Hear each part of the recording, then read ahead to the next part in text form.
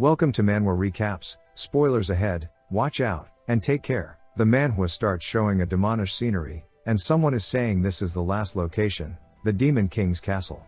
And it shows an army of demons. We see a man approaching a throne, and on the other side is the Demon King. The Demon King says, for a human to make it here, he isn't bad, but this is the end for him. And he orders his demons to kill the intruder.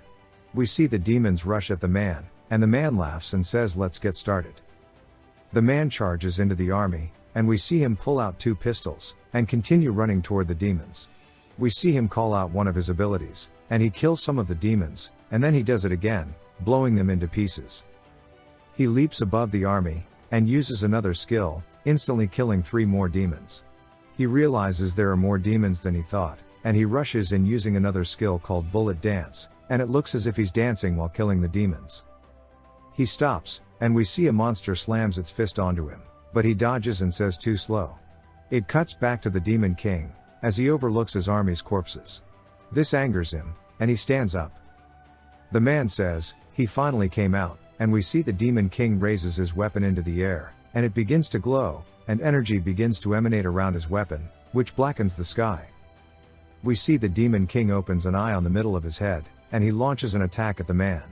The man says it's faster than he thought, and barely dodges, and we see it destroy the terrain behind the man, but it then creates a massive explosion, completely destroying the land.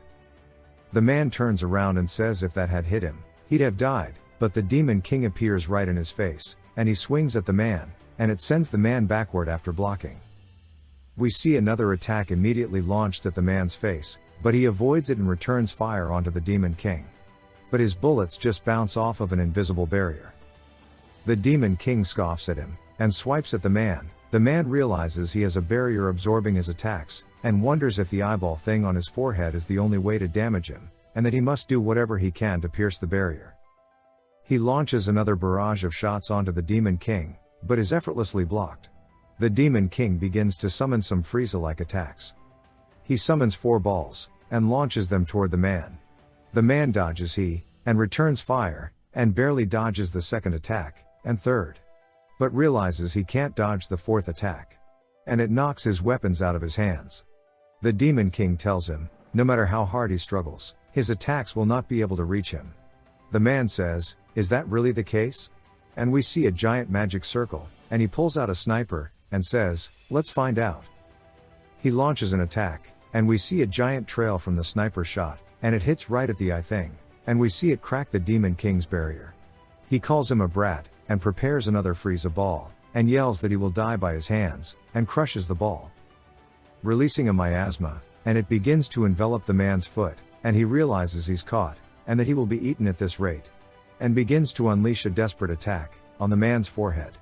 He resolves to destroy the Demon King first, and we see him unleash multiple shots toward the Demon King, and they hit the barrier and explode.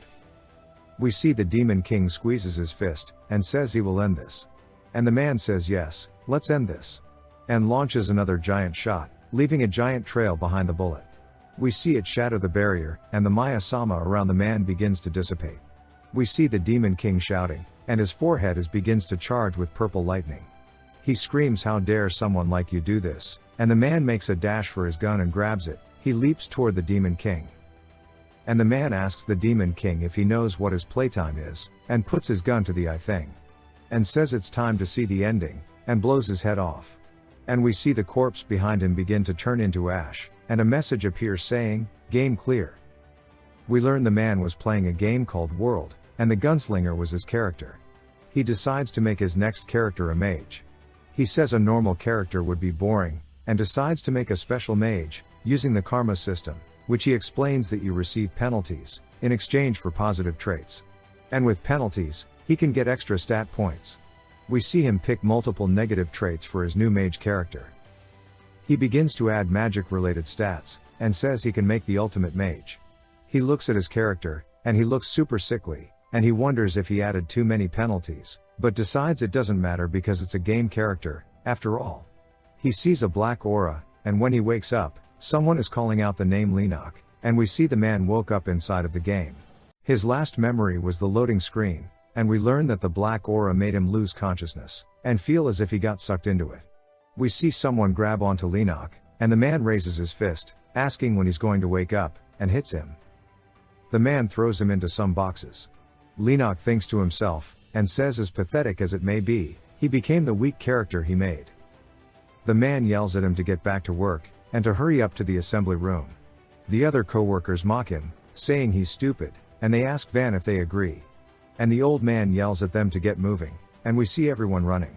The man asks Van if he ordered the Viper, and he says yes, he'll bring it when he arrives.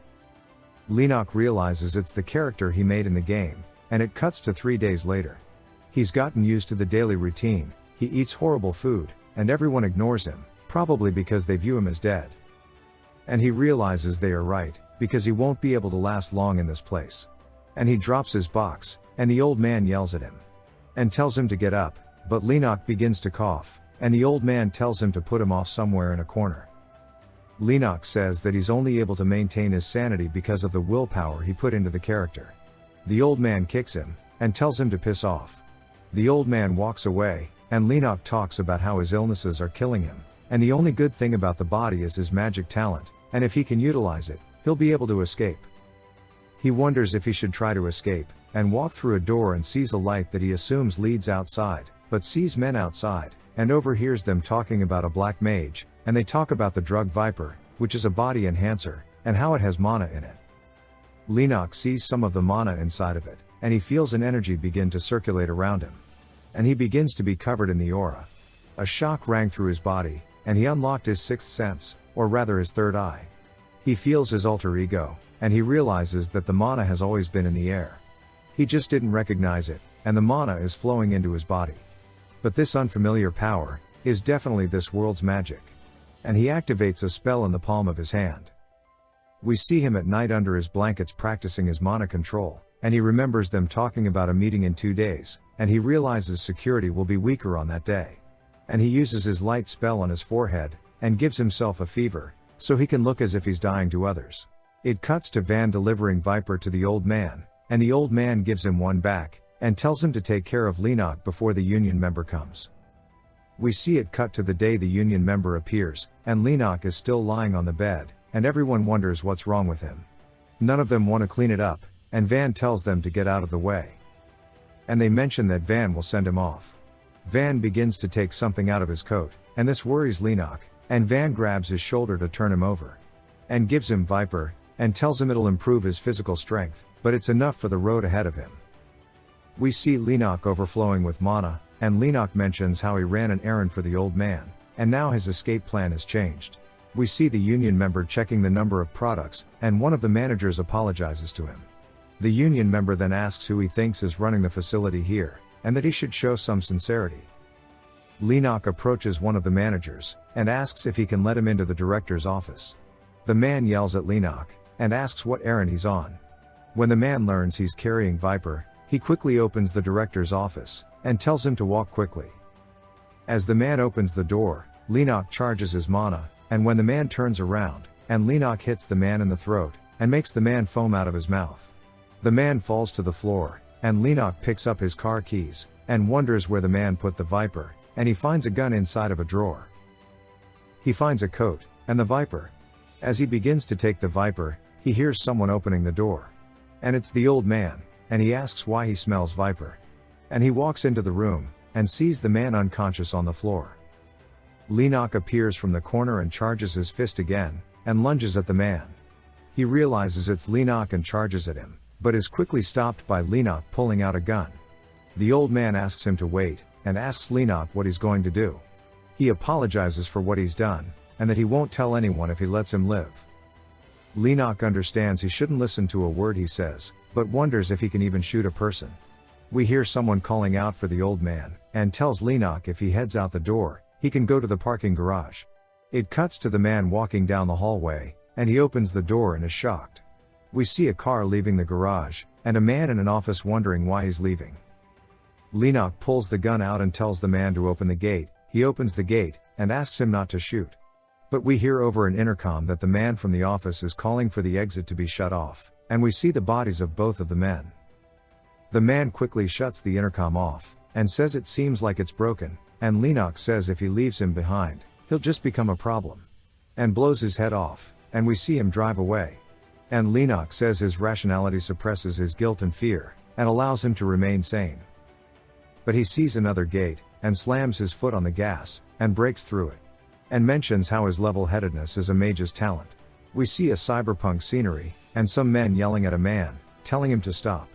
They shoot toward the man, and we see him jump through glass, and the men are confused he jumped from so high up. And one of the men tells them to go down and search. We see the city is named Balkan, and we see Lennox driving, and he notices everything has a little mana mixed into it. And that he can feel a familiar power he felt at the factory, but in the streets too. He looks for a place to rest, and finds a hotel. He walks inside and decides it's time to rest, but he collapses to the floor. We see him wake up, and he drinks something out of the fridge. But instantly vomits it up, and wonders if it's a side effect of Viper. But he realizes if he wants to function, he has to rely on drugs. He looks for something to eat. He finds canned food, but says it sucks. He receives a call on the hotel room, and they ask if he's extending his stay, and tell him the price. And he realizes he needs more money, and decides to clean up before he heads out. He takes a shower, and cuts his hair, saying that people won't recognize him now. It cuts to him sitting on the street, and he realizes he can't earn money legally, as he's a visitor without an identity. And beating up criminals and stealing their money is better. And to find them, he channels his mana into his ears, and begins to sort out sounds, and begins listening to surrounding conversations, but has no luck. Until he hears someone talking about stolen money, and he heads in the direction of the sound. But he gets a headache from using his mana, and has to drink another Viper. And now he's back to overflowing with mana, so it's time to earn some money. It cuts to two men beating up another man inside of an alley for losing their money. And they say they can just sell his body parts to make up the money. The man cries for someone to save him, and begins to block his face from the attackers. But opens his eyes and sees the men getting shocked. Lennox says that was easy, and we see them fall to the floor. The man tells Lennox to save him, but he ignores him and steals the men's money. But finds a weird pen, and the man tells him it's a remodeled weapon. Lennox decides to take it for self-defense, and threatens the man. The man says he'll never tell a soul, and Lennox tells him anyone can say that. The man asks if he needs something, and Lennox asks him what he can do without his identification, and it's better if it involves magic. We see Lennox outside of a bar, and he uses magic to transform his face, saying he can't trust anyone but himself. Inside the border, and asks the bartender for some work, and if anyone needs a mage. A woman comes out of a door, and asks what the man's doing because work hours are over. She introduces herself as Jenny, she asks for his name, and Lennox tells her his name is Van. She says someone must have told him about this place, and asks if he's looking for mage work. And she asks him if he can do more than common magic, and that he doesn't need to show his magic system. Just tell her what type he is, but he interrupts her with electricity on his palm, and he creates a ball of lightning.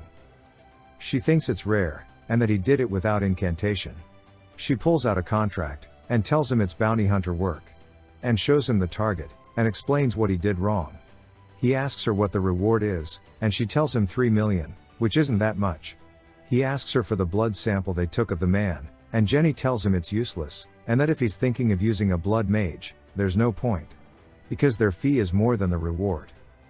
It cuts to him with the blood sample, saying he only needs common magic for this. And he uses a hunter magic called Bloody Chase.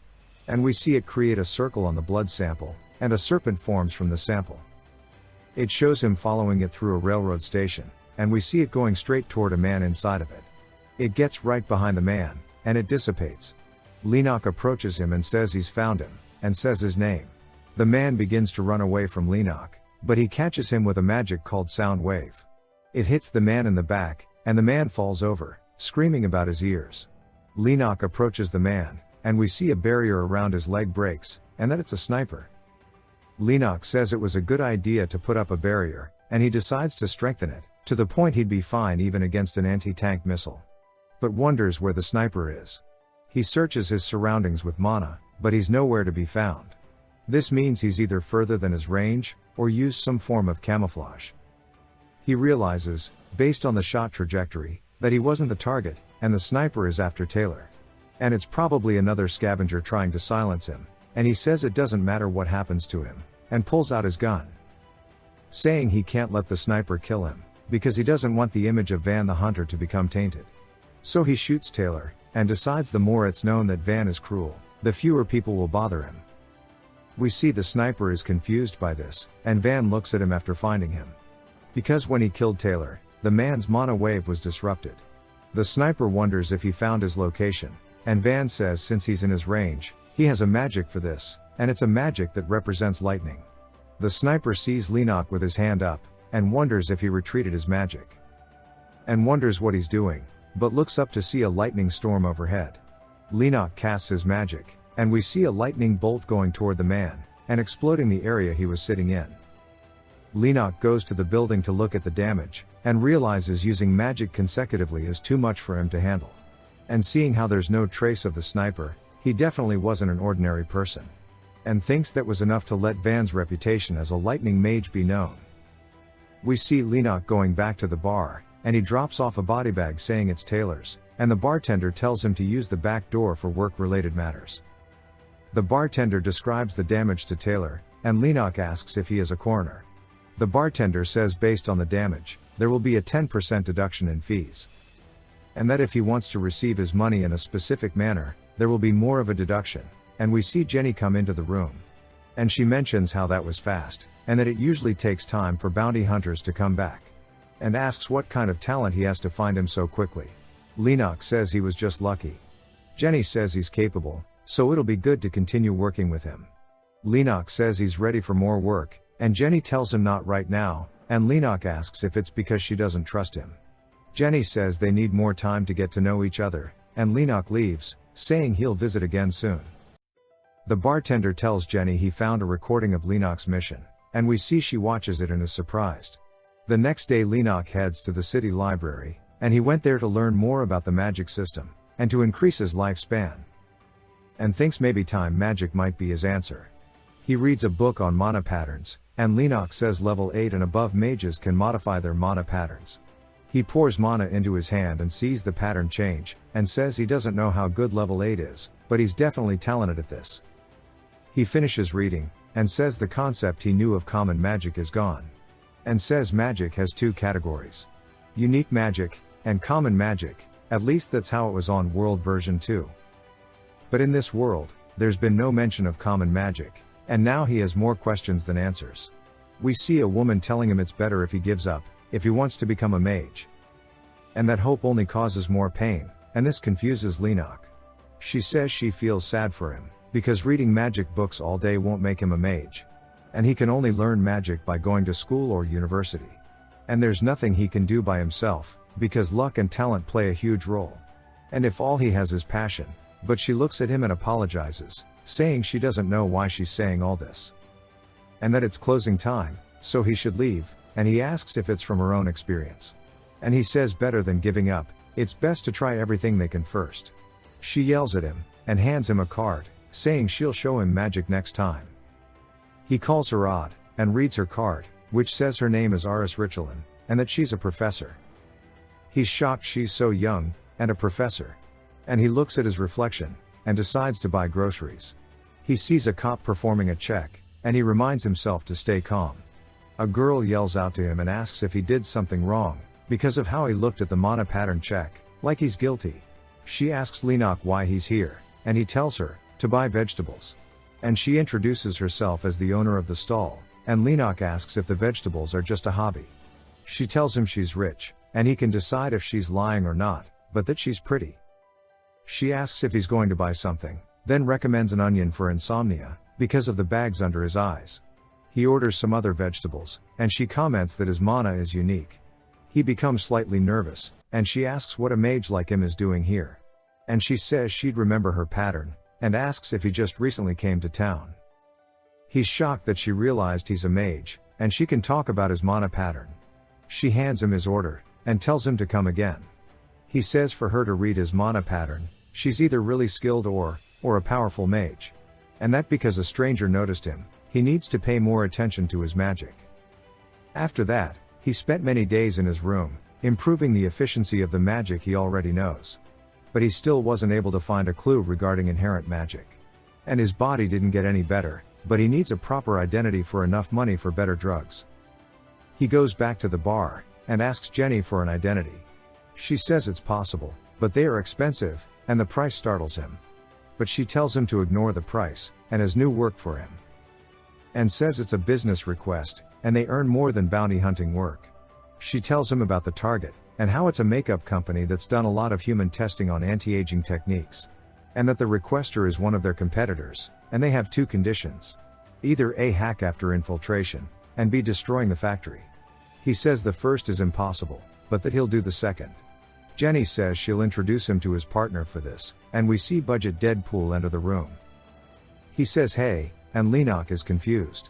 Jenny introduces him as Dylan O'Casey. And that he's a mercenary affiliated with Antares, and that he's famous for being cheap to hire. Dylan tells Jenny that first impressions are important, and she shouldn't introduce him like that. And she calls him a crazy masked dude, and he says that hurts. Dylan shakes Lennox's hand and asks Jenny why he needs a partner. She explains the job looks like too much for one person. Dylan says he's good to do it alone. Lennox says he'd prefer if she let him know ahead of time about working with a partner. And they decide how to split the money. Dylan mocks her, and she pulls on his mask and says they should look at the blueprint of the factory. We see Dylan and Lennox walking to the factory, and Dylan hands him a business card, and says he doesn't need to stick to just one place for work, and there's no harm in befriending mages. And that it'll be good for him, even though his office is a little rough, they have a lot of skilled guys. Lennox jokes that he's a smooth talker, and it's good to see if he's as good at working as talking, and Dylan says look forward to it. We see them at the factory, and Lennox says security doesn't seem tight, and Dylan says who'd mess with such a big company? And mentions how their security is on the low end of the spectrum. They decide to start, and Dylan offers him a beautiful mask to hide his identity. Lennox declines it, and pulls up his turtleneck to cover his face. And Dylan says it's good enough.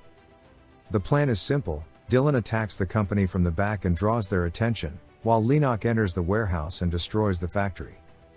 Dylan says he'll go first, and we see him charge forward at one of the security guards, grabbing his face, and slamming him into the floor. The other guard sees it, but is too late, as Dylan is already behind him. Dylan elbows him and knocks him out.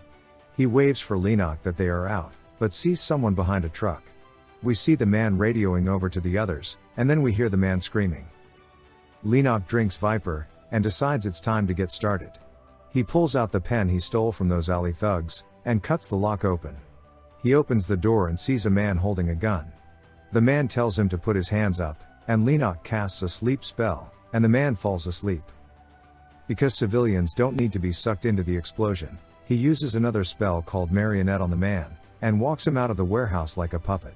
Lennox heads downstairs, and says everything will be smooth sailing until it's over, and we get a glimpse of some kind of beast. It cuts to a man shooting at Dylan, and Dylan throws a bag at him. We see him walking away from some of the security guards on the floor. He goes into the factory, and is confused by there not being any more guards. He sees a red laser, and all of a sudden, there are multiple pointing at him. He says uh-oh, and we see a group of armed guards pointing weapons at him, and he says this makes him feel good. Because they all gathered there, that means he's doing good with his job. And now, he doesn't have to hunt them down individually anymore. He leaps into the rafters and instantly takes out multiple guards in quick succession. We see him preparing to leap to the next group, and he dents the rafter from where he jumped. We see him leaping toward a guard, and then punches the man in the face, and follows up with kicking him in the stomach. And he instantly takes another guard out. He grabs the man by the throat and asks who is next.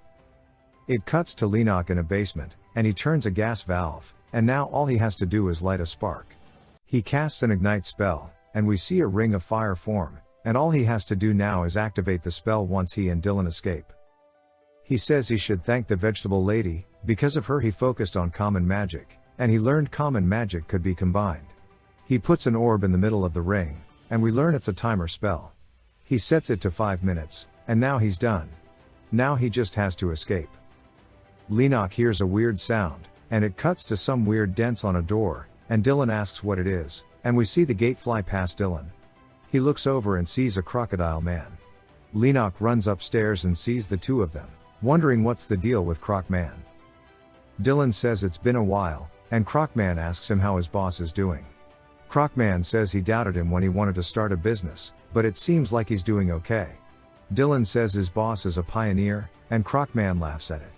He says that Dylan understands the situation he's in, and Dylan asks how much he was paid. And Croconas says it was 10 billion, and that he'll make his death painless. Dylan says it won't be easy, and asks him to toss his bag to him. He pulls a spear out of the bag, and says it's gonna hurt a lot. We see Dylan thrown into a wall, and Croconas tells him he's as silly as ever, and Dylan pulls out an axe saying spear's not working today. He charges in, saying it won't be easy this time, and is thrown into a wall again, and again, and again. Lennox looks at this, confused about what to do. Because there are 2 minutes left on the timer, and Dylan isn't even looking like he wants to run away. He says he'll do what he can and then get out. Croconas says Dylan is disappointing, and he feels no bloodlust, and Dylan says it feels as if Croconas is getting stronger. Dylan pulls out 2 blades, and asks if he can feel it now. We see Dylan instantly closes the gap leaving a mark on the floor, and attacks, but Croconas blocks it with his arm. We see it create sparks, and this surprises Croconas. Croconas sends him back, and we see Dylan's figure gets blurry, and he appears behind Croconas, and slashes at him. But Croconas dodges, and Dylan jumps behind him again and swipes at him again. Croconas blocks it, we see Dylan say even faster. As he speeds up his flurry of relentless attacks on Croconas, but Croconas punches toward Dylan and right as it goes to hit him. Lennox casts a spell on him. The spell is called Lightning Bind, and it holds Croconas' feet in place, and electrocutes him. Croconas screams, and Dylan turns around and is happy to see Lennox. Dylan says this is his first and last chance to defeat him. Croconas is angry, and punches the floor, but Dylan is above him and begins to land on him. But Croconas hits him with a tail swipe, which knocks Dylan back, and grabs him by the throat. He asks why he didn't tell him about his mage friend, and says it's cute that he tried. And that he'll send him off first, so he can play with the mage.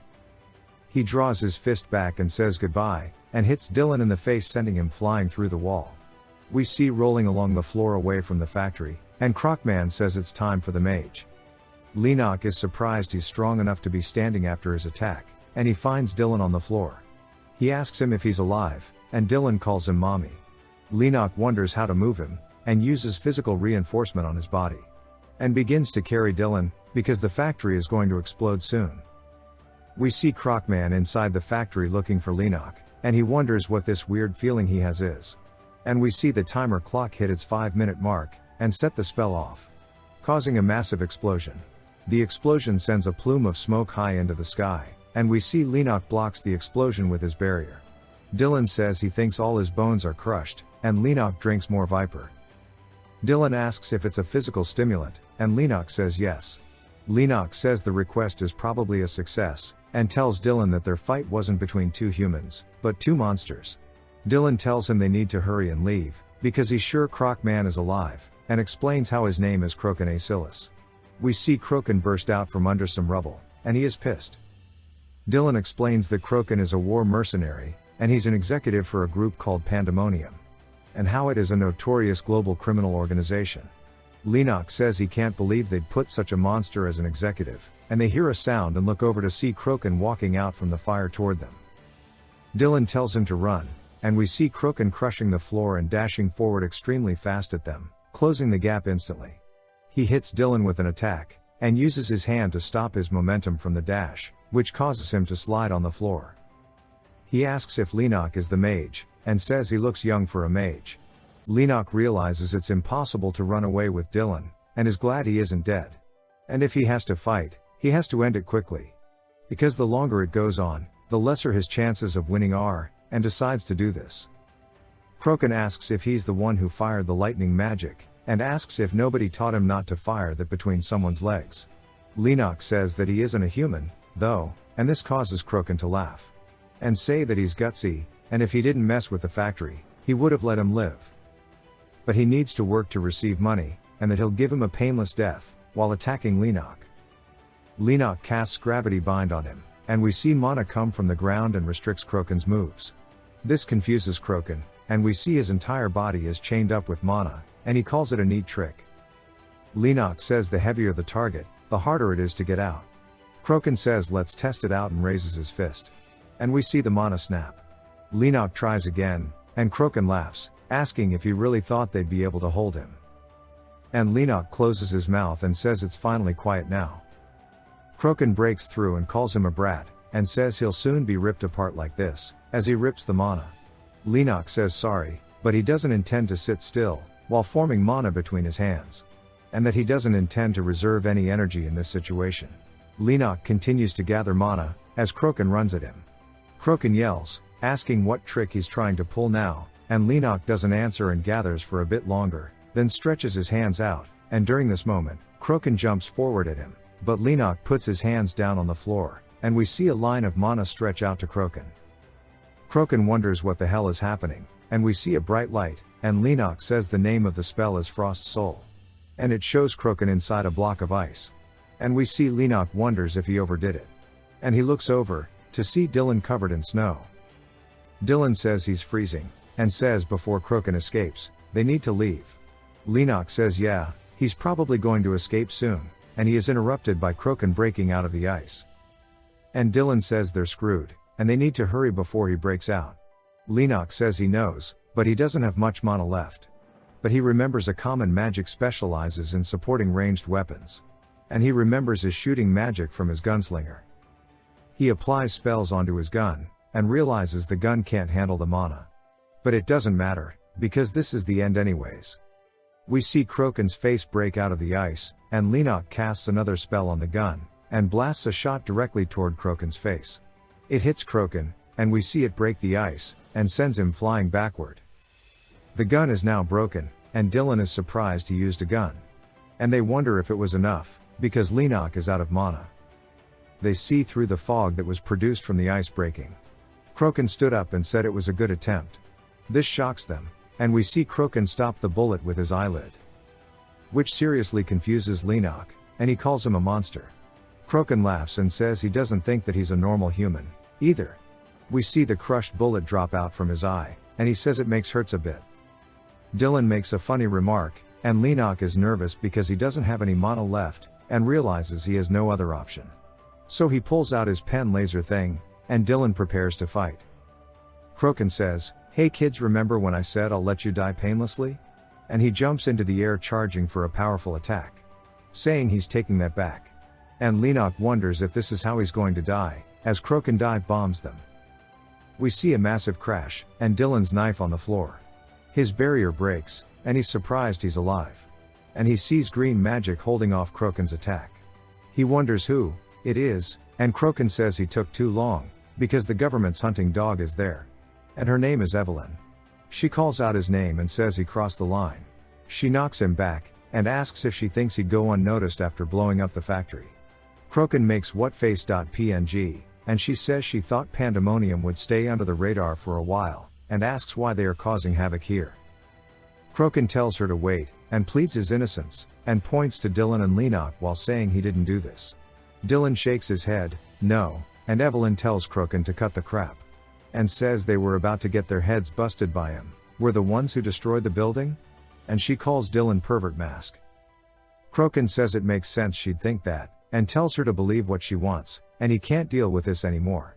Evelyn asks if he's fleeing, and he says fighting her isn't part of his contract, and he has no reason to. Lennox is surprised he's avoiding the fight, and realizes that must mean she is as strong as he is. She asks if they are hurt, and Lennox thanks her for saving them. She takes off her mask, and says he doesn't need to thank her. And he recognizes her as the vegetable stall lady. She says he looks familiar, and he says he doesn't think so. She says that it can't be him because his mana pattern is too unique. And he's happy he changed his mana pattern. She gives him the advice of avoiding pandemonium if he wants to live a long life, and leaps away. Dylan says they got lucky, and Lennox says Dylan is going to have to give up a lot of rewards. Dylan says he can have all of it, but to give him 10 million. Lennox drinks Viper again, and Dylan asks why he's doing that. And they banter on the way back. It cuts to Lennox at home, struggling to walk around, and he crashes into bed. And we learn it's been a week since then, and he slept for 4 days. And he decides to collect his pay. We see Jenny greets him, and she opens a briefcase full of money, mentioning how Dylan already got his money, and how Lennox even received a bonus. And she mentions Croconas, to which Lennox says he was saved, and asks if she knows Evelyn. She says not much besides she works for the government, and he asks about Pandemonium, and she says they don't know anything.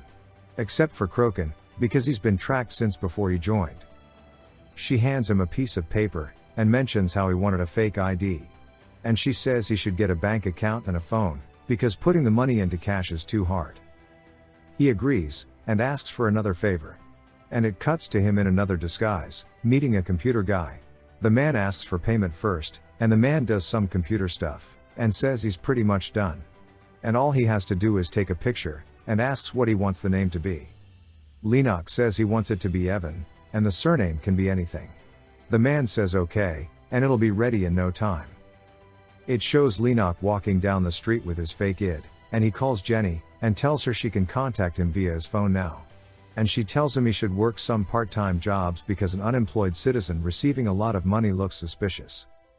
She says that rumors are spreading far about him, and he might even get some specific requests now, and his rewards will get higher from now.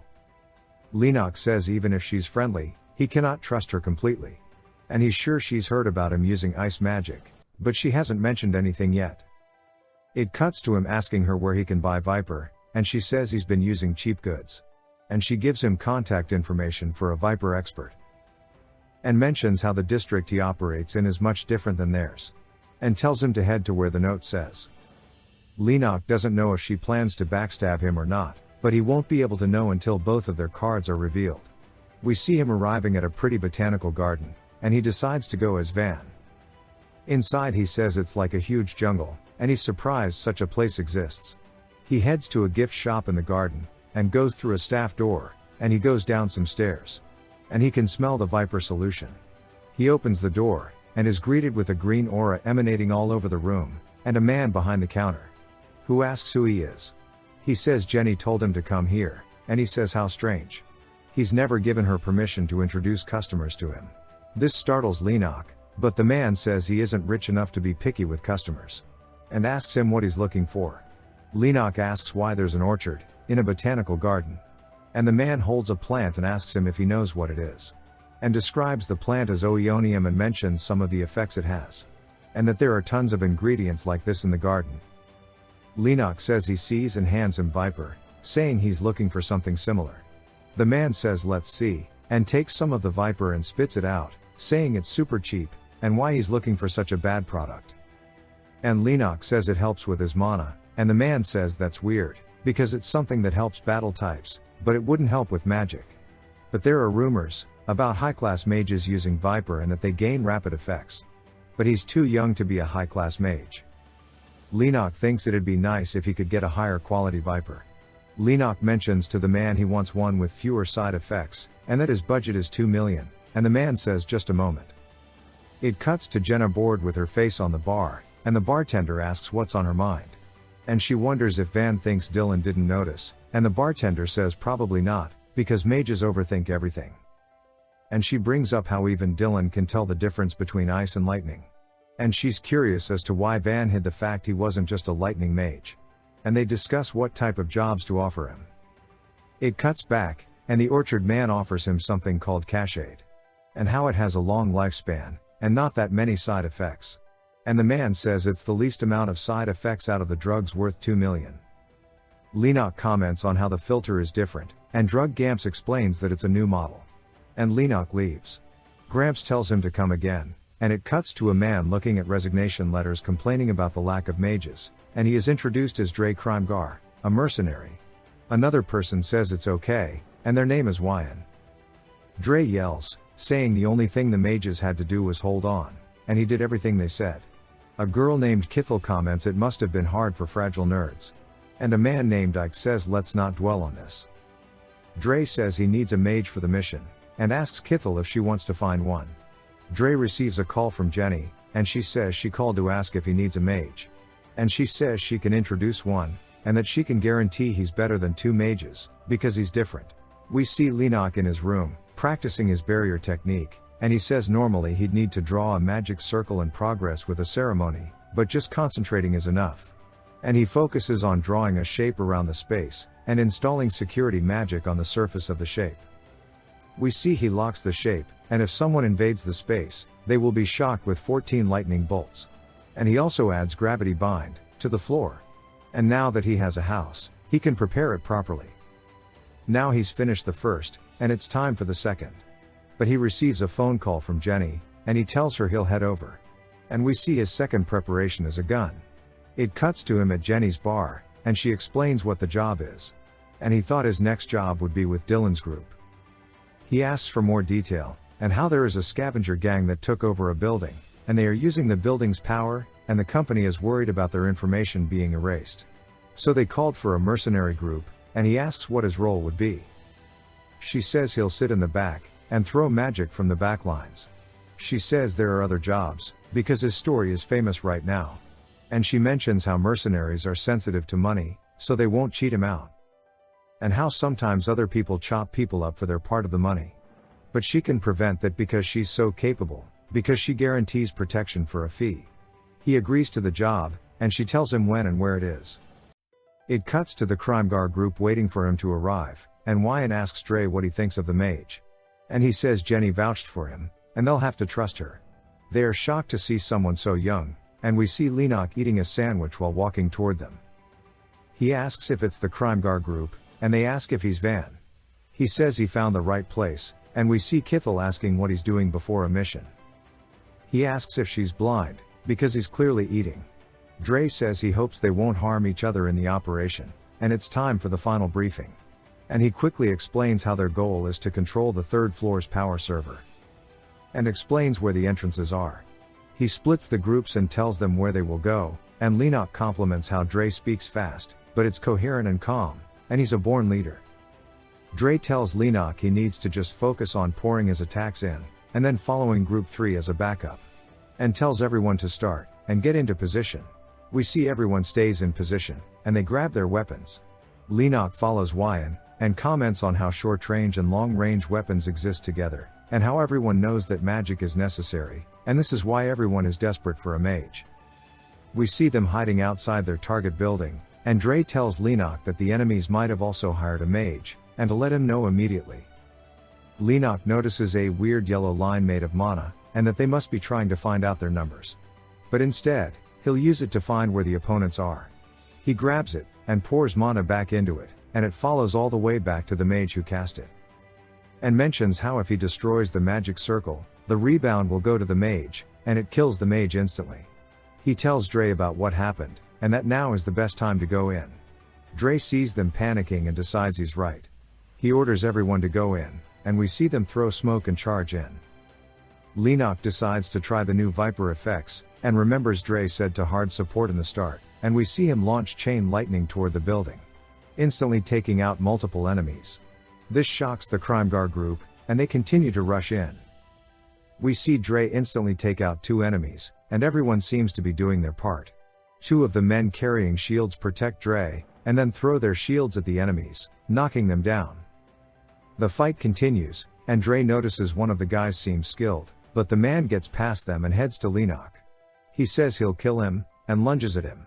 We see Lennox's holster is empty, and his gun barrel is smoking. And we lean he shot the man in the stomach. The man falls down, and he is satisfied that his gun withstood all 3 magics cast onto it. Dre asks if he's okay, and he replies that he can protect himself, so don't worry about him. The entrance is clear, so they decide to head in. They continue with their plan and rappel up the side of the building, and ambush the group waiting above them. Allows for the second unit to take the next floor, and they head up. Dre says it's time to go, and he starts blasting. He stops blasting and cuts some enemies up, and as Lennox follows behind him, he sees one of the men reaching for his gun. So he shocks him. Dre radios in, saying their floor is clear, and Kithel says they are at a standoff, and hears a bang and is worried. But she says it's clear. She apologizes and says the last guy was hiding like a rat. They proceed with their plan, and they clear the floor. Dre comments on how powerful Lennox is, and Kithel asks if they can hire him. And he says they don't have money, and she says to just invest in him, rather than the noobs. Dre radios to Wyan and asks how the situation on the roof is, and Wyan struggles to say the words, "Captain," which startles everyone, and he stops responding on the radio. They rush to help him, and we see everyone on the floor heavily injured. Dre asks Wyan if he's okay, and orders everyone to feed Regan potions to the injured. Wyan apologizes, and Dre says he did well. Lenok notices everyone is heavily injured, but avoided death. This means the attacker is properly trained, and wonders why the attacker left them like this. He tells the others that the attacker is still here, and Dre asks Lenok to take care of Wyan. Dre says, "Split up, gang, search for clues." Dre asks where he's hiding, and we see a man sitting atop a tower, saying it's surprising that the guests came so early. Dre sees the man on the tower, and points his gun at him, yelling about his team. The attacker explains how they put so much money into the plant, and Dre asks if the plan was to pocket the money from the government. The man says bingo, and Dre says he doesn't care what Scavenger has done, and it's just business. The man says it doesn't matter, and begins to pull something from behind his back and says it's too early to stop, especially by a mercenary. And we see him holding a pill. Dre yells for everyone to stop him, and they unleash attacks, but the man dodges them all while going down toward them. We see him with the pill between his teeth, and he lands, creating a dust cloud. Everyone has their guns drawn on him, and we see the man emanating a menacing aura, while holding a knife. They shoot at the man, but he dashes toward them, and instantly impales one of the group members. He asks if they are curious about why he didn't kill the first group, and throws the man at them. We see he ripped out the heart, and explains to use this power, he needs living fuel, and Lenok recognizes this as black magic, and watches as he eats the man's flesh. And that's probably a vampire or something similar. But there are serious side effects to the magic.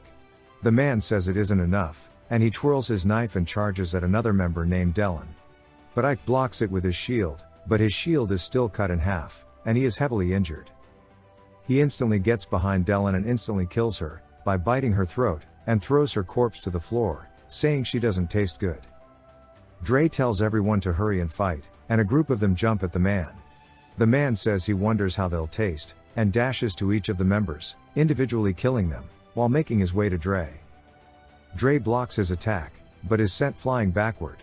And we see a bullet go through the man's head, and Kithel tells everyone to keep shooting. And the man says this kind of attack won't kill him, and charges at her. Lenok calls lightning down on the man, and shocks him. Lenok says he controlled the area and damage, but if he can sense the signs before the attack, he'll be able to dodge it. And if he did, then his next target would be him. And we see his barrier gets broken by the man. But Lenok evades his attack, and the rest shoot at the man to cover for Lenok. But Lenok pulls out his gun and charges it with mana, and spells. And points it at the man and unleashes a multi-shot attack, and blows holes through the man. The man falls to his knees, and Lenok says he needs to finish the job.